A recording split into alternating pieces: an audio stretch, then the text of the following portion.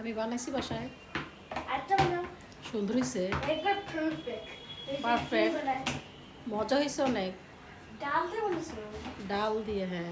না ডাল পুরি এটাকে বলে।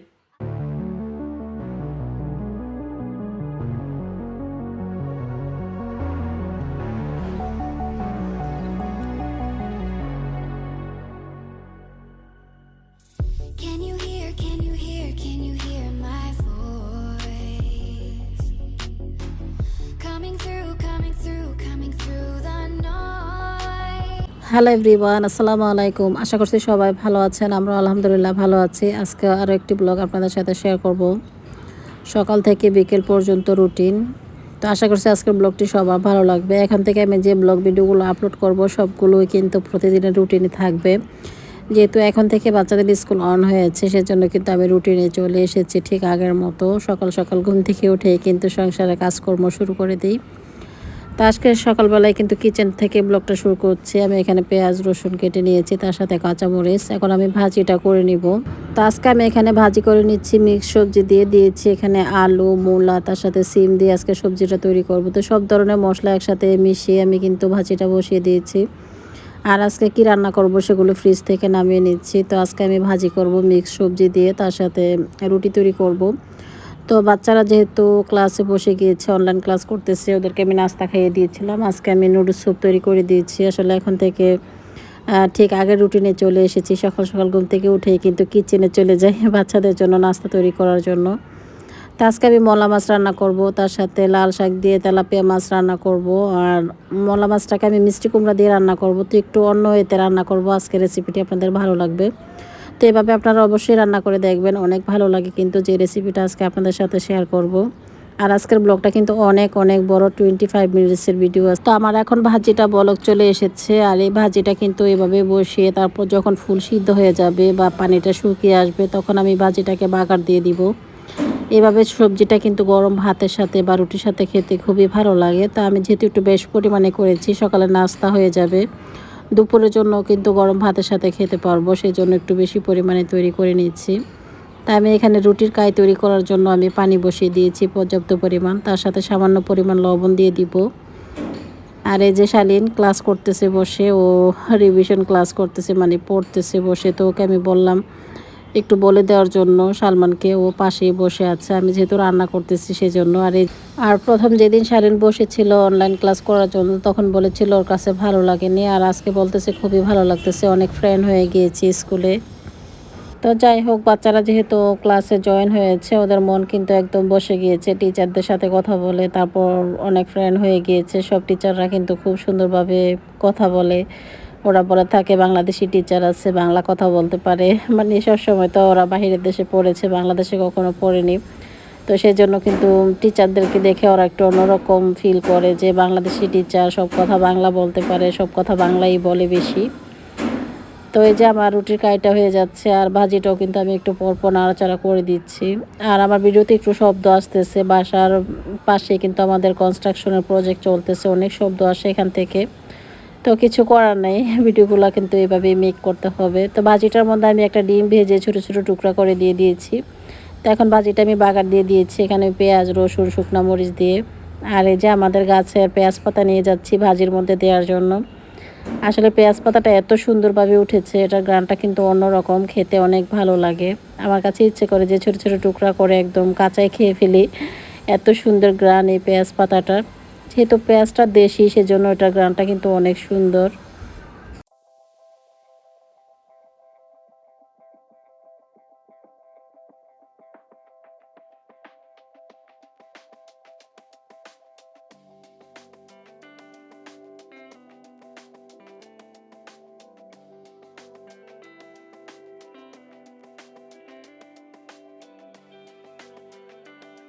তো এই যে আমার ভাজিটা এখন তৈরি করা হয়ে গিয়েছে, আমি এখন পরিবেশন করে নিয়েছি পেঁয়াজ পাতা দিয়ে আর গরম গরম রুটি। ওর আব্বু সবসময় গরম রুটিটা খেতে পছন্দ করে, তো আমি রুটি শাকার সাথে সাথেই কিন্তু দেওয়ার চেষ্টা করি। আর রুটিগুলো আমার শাকা হয়ে গিয়েছে আর ভাজিটাও হয়ে গিয়েছে। এখন আমি ডিম ভাজি করে নেব।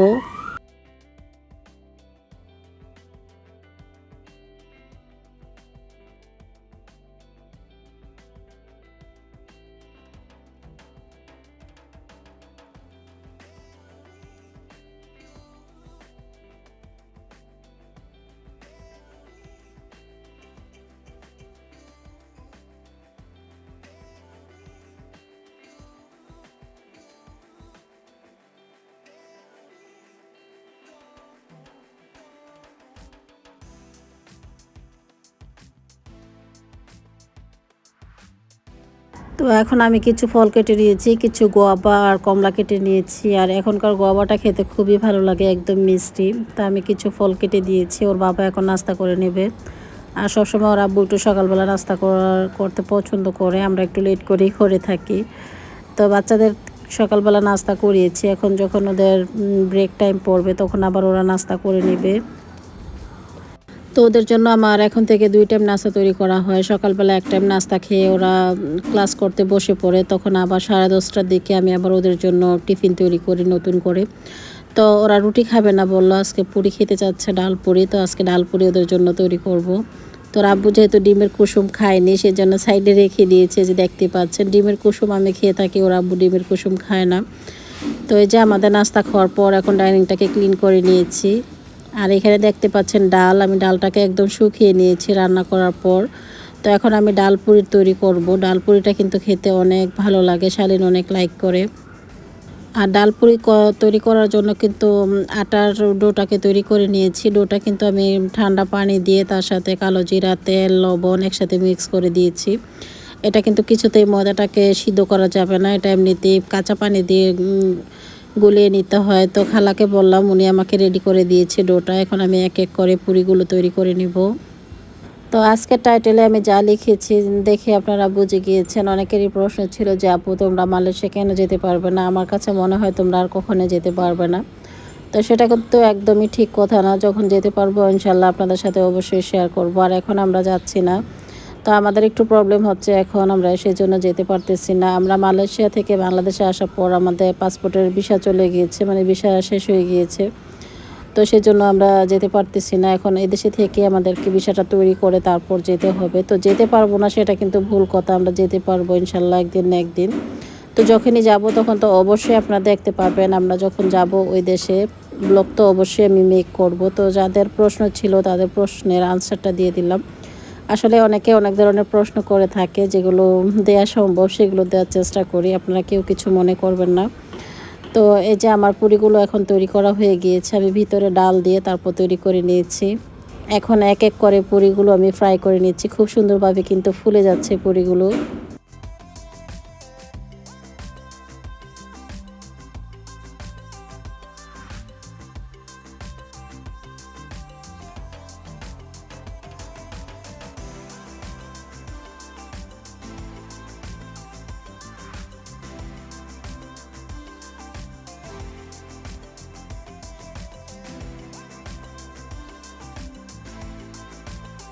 আর এই যে এখন আমার পুরিগুলো ভাজা হয়ে গিয়েছে, মানে এই পুরিটা খেতে অনেক বেশি ভালো লাগে, গরম গরম সসের সাথে পরিবেশন করলে অনেক ভালো লাগে। তো বাচ্চাদের জন্য এটা তৈরি করেছে, ওদের এখন ব্রেক টাইম, এখন ওরা সবাই মিলে খেয়ে নেবে। আর একটা পুরি আমি দেখাচ্ছি আপনাদের ভিতরে কেমন হয়েছে, একদম পারফেক্ট হয়েছে। শালীন বলেছিল না প্রথমে ভিডিওর মধ্যে, ঠিক কিন্তু ওরকম হয়েছে। ও পুরি খেতে অনেক লাইক করে, ও আমাকে বারবার জিজ্ঞেস করছিল যে তুমি পুরি তৈরি করেছো, একদম মজা হয়েছে খেতে, মানে কি বলবো পারফেক্ট। ও কথা বললো অনেক সময় ধরে, কিচেনে মাঝে মধ্যে ও চলে আসে যখনই আমি যে রেসিপিটা তৈরি করি তখন।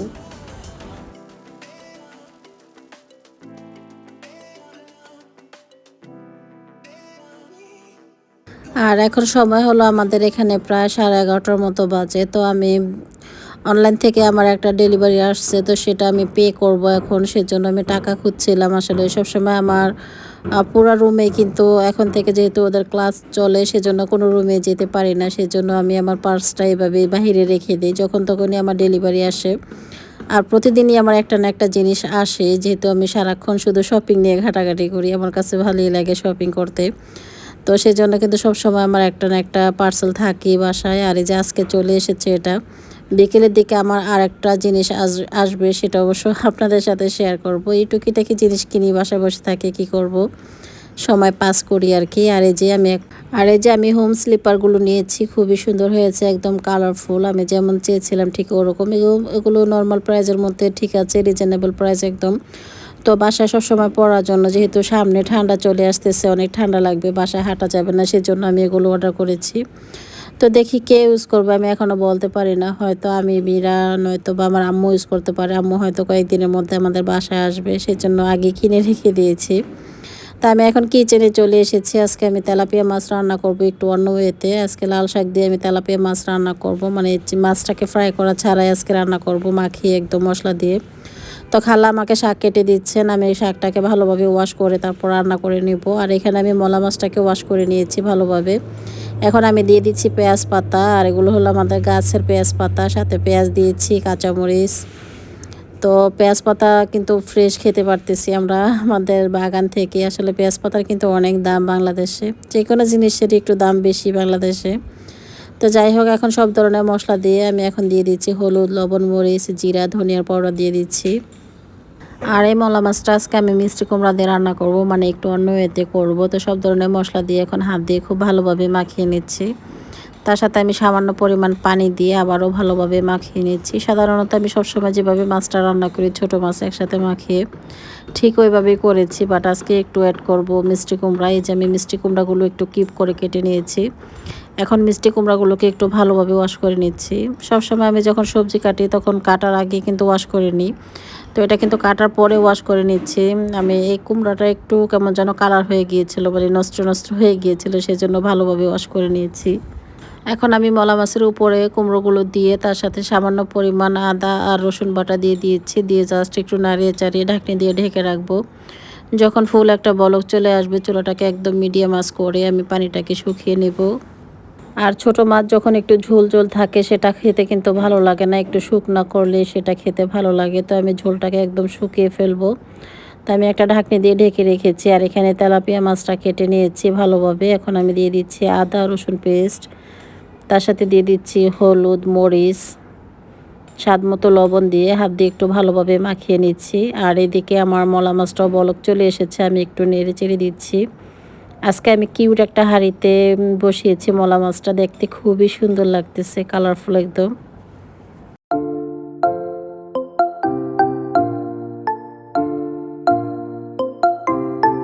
আর এখানে আমি লাল শাকটাকে ভালোভাবে ধুয়ে একটা স্ট্রেনারে রেখে দিয়েছি। আর এখন আমি রান্নাটা বসিয়ে দেব।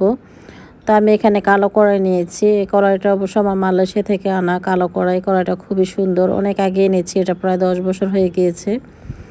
তো কড়াইটার মধ্যে এখন আমি দিয়েছি তেল, তার সাথে পেঁয়াজ কুচি, রসুন কুচি আর কাঁচামরিচ দিয়েছি। এখন আমি হালকা একটু ব্রাউন করে পেঁয়াজটাকে ভেজে নেব।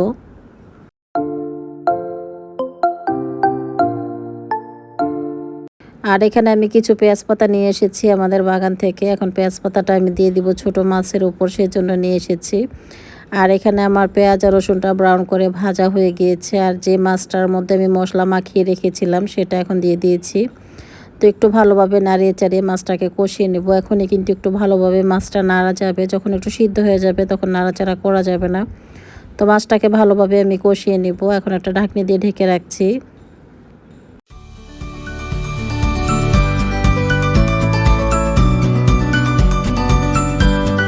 তো মাছটাকে খুব ভালোভাবে কষানো হয়ে গিয়েছে। মশলাটা যখন একটু কাঁচা গন্ধ চলে গিয়েছে তখন আমি অ্যাড করে দিচ্ছি লাল শাকগুলো। তো মাছগুলো নিচে থাকবে আর উপরে লাল শাকটাকে দিয়ে আমি ঢাকনি দিয়ে ঢেকে রাখবো।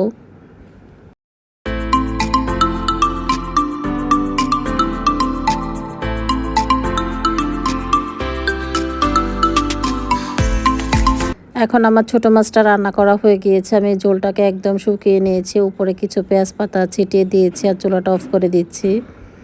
আর রাইস কুকারে এখন আমি ভাত বসিয়ে দেবো। সবসময় আমি যখন রান্না করে আসি আগে একটু রাইস কুকারে ভাত বসানোর চেষ্টা করি, তা না হলে আমি ভুলে যাই। আজকেও কিন্তু ভুলে গিয়েছিলাম, খালা আমাকে বলেছে ভাত বসানোর জন্য, সেজন্য আমি আগেই ভাত বসিয়ে দিচ্ছি।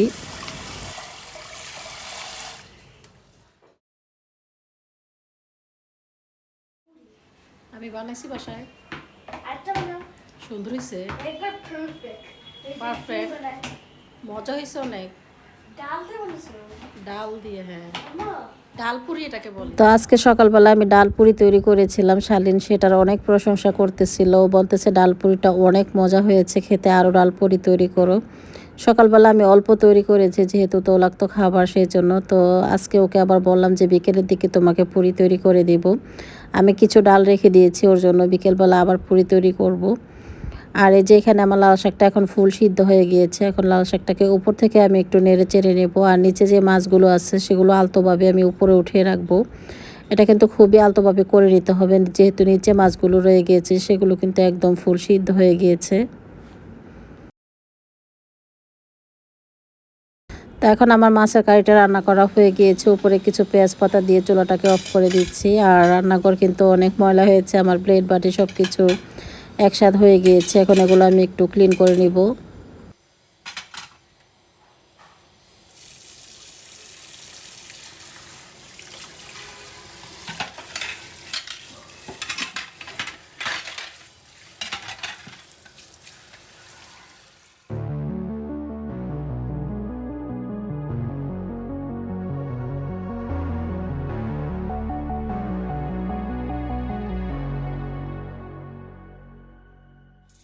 Can you hear, can you hear, can you hear my voice?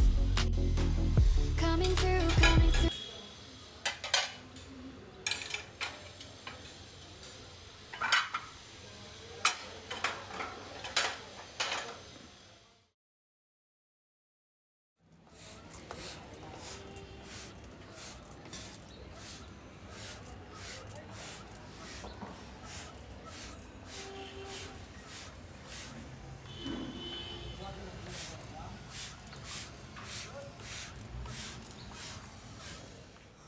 তা আমি এখন রান্নার কাজ শেষ করে চলে এসেছি সবজির বাগানে। এখন একটু সবজির বাগানের সময় দেব, এখানে আমার একটু সময় বেশি দিতে হয়।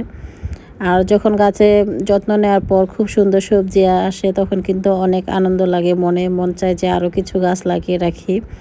আর এই যে দেখতে পাচ্ছেন ছোট ছোট টবের মধ্যে কিন্তু গাছ লাগানো হয়েছে। আমাদের বাসায় যে তেলের বোতলগুলো নিয়ে আসি সেগুলো কিন্তু আমরা রেখে দিই, সেগুলো কিন্তু খুব সুন্দরভাবে ইউজ করা যায়। আমি আমাদের ছাদে দেখেছি অনেকেই কিন্তু এইভাবে এটা ইউজ করে।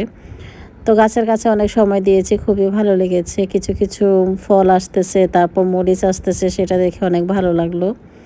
তো আমার ফার্নিচারগুলো একটু মোছা হয়ে গিয়েছে, আর ফাঁকে শালীনকে শাওয়ার করে দিয়েছে। আর এই যে দেখতে পাচ্ছেন দুষ্টুমি করতেছে। ও যখন দেখে ওর দিকে আমি ক্যামেরা অন করি তখনই ও দুষ্টুমি করে, তা না হলে ও একদমই বুঝতে পারে না। যখন ওর দিকে তাকিয়ে ক্যামেরা ধরি তখনই ও দুষ্টুমি করা শুরু করে দেয়। তো ওর জন্য এখন আমি গেঞ্জি আর প্যান্ট বের করে নিব। ওকে জিজ্ঞেস করতেছি তুমি কোনটা পরবে, ও নিজেই চয়েস করে নামিয়ে নিবে। বলল যে তুমি নামাবে না, আমি নিব। তো দেখতে পাচ্ছেন ও নিজেই কিন্তু বের করে নিচ্ছে কোনটা পরবে। শালীন কিন্তু আগে আমার হাতে শাওয়ার করতো, তারপর কাপড় চোপড় আমি পরিয়ে দিতাম। এখন একটু বড় হয়ে গিয়েছে মাশাআল্লাহ, নিজে থেকেই সব কিছু করতে পারে, গোসল করতে পারে, কাপড় চোপড় নিজেরটা নিজে চেঞ্জ করতে পারে।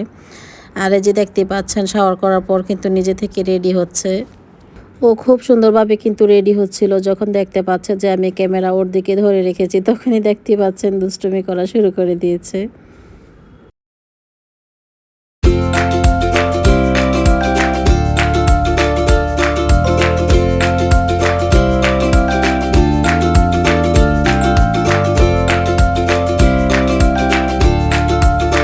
আর অনলাইন থেকে আমার আজকে খুবই শখের একটা জিনিস এসেছে, সেটা আমি আজকে আপনাদের সাথে শেয়ার করব। এটা হলো table runner.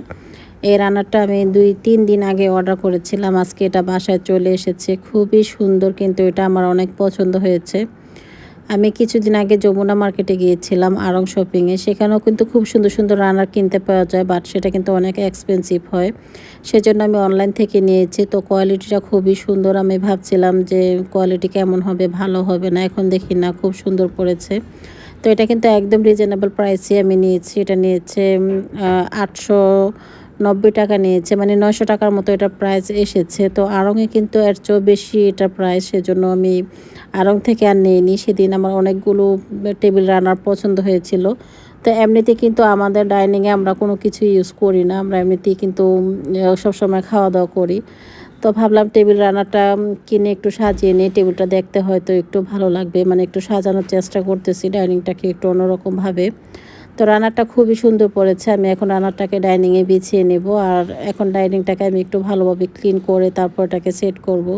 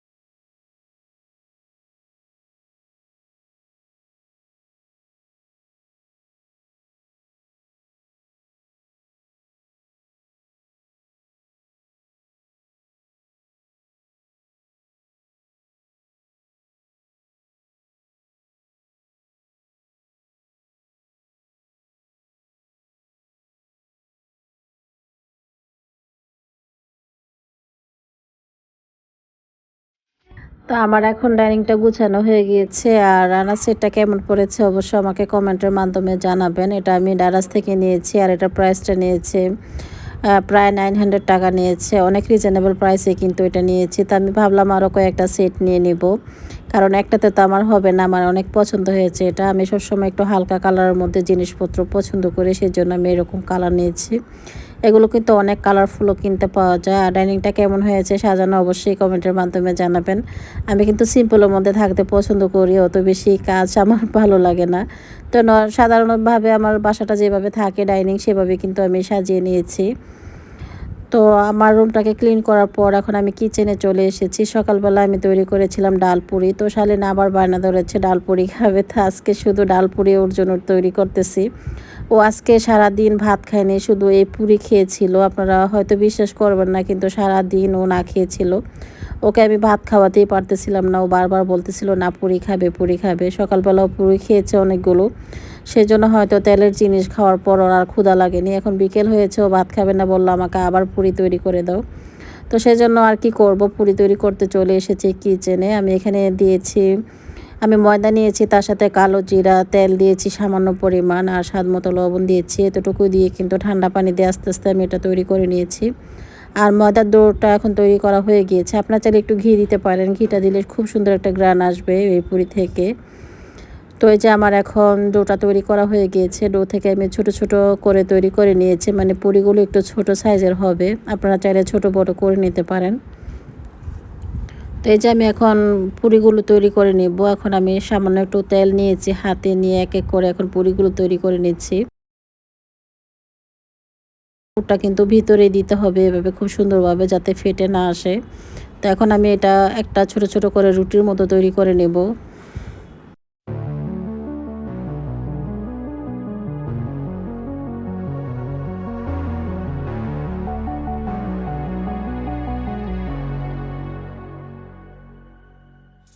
Can you hear, can you hear, can you hear my voice? তো আমার এখন পুরিগুলো তৈরি করা হয়ে গিয়েছে। আমি একটা কড়াইতে তেল দিয়ে নিয়েছি, সেই তেলের মধ্যে এখন এক এক করে পুরিগুলো ফ্রাই করে নিচ্ছি। আসলে বাসার খাবারের মতো তুলনাই হয় না, বাসার খাবারের মতো সুস্বাদু কোনো খাবারই হয় না। সবসময় আমরা পুরি সিঙ্গারা তারপর এগুলো কিন্তু বাহির থেকে কিনে নিয়ে আসি, সেটা না করে বাসায় তৈরি করে দেখবেন, খাবারটা কিন্তু আরও বেশি সুস্বাদু হয়। আর স্বাস্থ্যসম্মত তো অবশ্যই হবে সেটা। তো বাচ্চাদের বায়নাতে কিন্তু আমি পুরি তৈরি করেছি, খুবই সুন্দর হয়েছে পুরিগুলো, খেতেও কিন্তু অনেক মজা হয়েছে। আমি সাথে পেঁয়াজ নিয়েছি, সস নিয়েছি, এখন আমি তৈরি করে দিচ্ছি ওদেরকে। আর আমি পুরিটা তৈরি করার সাথে সাথে দেখতে পাচ্ছেন শালীন খুব সুন্দরভাবে হ্যান্ড ওয়াশ করে চলে এসেছে। ওর অনেক পছন্দের খাবার পুরি, তো সেটা আমি সবসময় করি না, মাঝে মধ্যে ওকে তৈরি করে দেই। আর আমি যখন পুরিগুলো ফ্রাই করেছি তখনও কিন্তু ও 2-3টা নিয়ে খেয়েছে, এখনও আবার চলে এসেছে আর বলতেছে অনেক ইয়াম্মি হয়েছে। খুবই সুন্দরভাবে কিন্তু বলবে। সবসময় আমি যখন বলি যে না বাবা এই জিনিসটা আমি করতে পারবো না, বারবার বলবে করো না, একটু রেডি করে দাও, তারপর কিন্তু আমার করতে হয় সেটা শুধু ওর জন্য। তো সবাইকে এখন আমি বিকেলের খাবারটা দিচ্ছি। বিকেলের নাস্তা ছিল আজকে আমাদের এটা। তার সাথে আমি তৈরি করে নিব গরম গরম চা। আর আমার তো অবশ্যই খাওয়া হয়ে গিয়েছে পুরি, আমিও 2টার মতো খেয়েছি পুরি। তারপরে আপনাদের সাথে শেয়ার করব যে পুরির ভিতরে কেমন হয়েছে। ভিতরে ডাল দিয়েছি, সেজন্য আরও বেশি ভালো লেগেছে। এটা আলু পুরিও খেতে আরও বেশি ভালো লাগে। তা আমার এখানে ময়দার ডো কিছু রয়ে গিয়েছিল, সেগুলো দিয়ে আমি যে নিমকি তৈরি করে নিয়েছি, এটা অনেক মুচমুচে হয়েছে, আমি আপনাদের দেখাচ্ছি।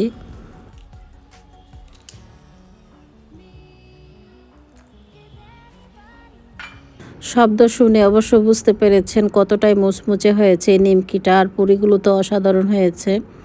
তো যাই হোক, আমার আজকের ব্লগটি এ পর্যন্তই। সবাই ভালো থাকবেন, সুস্থ থাকবেন। আল্লাহ হাফেজ।